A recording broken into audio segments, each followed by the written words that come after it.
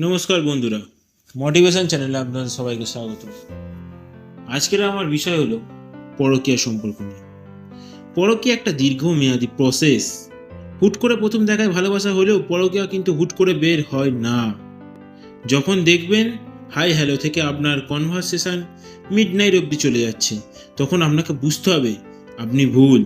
যখন দেখবেন দরকারের বাইরে কাউকে অযথা নক দিচ্ছেন, কল দিচ্ছেন বা কেয়ার করছেন, তখন আপনাকে বুঝতে হবে শয়তান আপনার উপর ভর করেছে। কিন্তু ভুল জানার পরেও, বুঝার পরেও আপনি যখন সেটাকে কন্টিনিউ করবেন, তখন সেটাকে মাথা ঠান্ডার সিদ্ধান্ত বলে বলা যেতে পারে। কারণ আপনি মাথা ঠান্ডা করেই সেটি করছেন। পরকীয়া যারা করে তারা ঠান্ডা মাথাতেই বুঝে শুনে করে। একজন সমাজ পারিবারিক বা পরিবারকে তোয়াক্কা করে না। পরকীয়া আবার অপরজন সমাজ এবং পরিবারের স্বার্থে সব জেনে বুঝেও মেনে নেয়। তার মানে দায়ভার আপনাদের উপরেই। ফেসবুক, ইনস্টাগ্রাম, অনলাইনে কখনো পরকীয়া, ডিভোর্সের সমাধান এই সব প্ল্যাটফর্মগুলো হতে পারে না। ফেসবুক মানুষ আপনাকে জাজ করবে, কয়েকদিন সমালোচনা করবে, আলোচনা করবে এবং একটা মুখ টপিক হিসেবে দেখবে। তারপর যার মতো যে যা ব্যস্ত হয়ে পড়বে।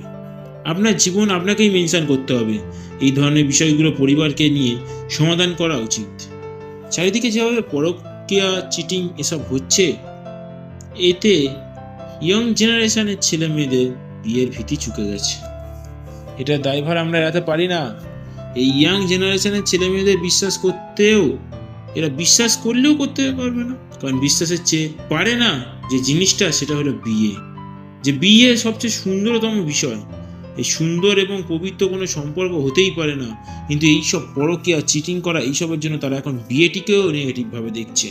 তাই আপনাদের কাছে অনুরোধ, পরকীয়ার মতো নোংরা বিষয়কে নিয়ে কোনো ফেসবুক, ইনস্টাগ্রাম এইসব অনলাইন অর্থাৎ এইসব ওপেন বুকে আপনারা লিখবেন না। পারিবারিক এবং আইনিভাবে সমাধানে আসুন। ছেলে মেয়েগুলোকে বুঝতে দিন সবাই পরকীয়া করে না, সবাই এমন চরিত্রবিহীন হীনা হয় না। যারা এইসব বাইরে, তারা বিবাহিত জীবনে অনেক বেশি ভালো, তারা এখনো ভালো আছে। যেহেতু আমরা আলাদা মানুষ, তাই মতামতের ভিন্নতা থাকতেই পারে। আমি আপনাদেরকে সম্মান জানাই এবং আপনাদের মতামতকে সম্মান জানাই। নমস্কার।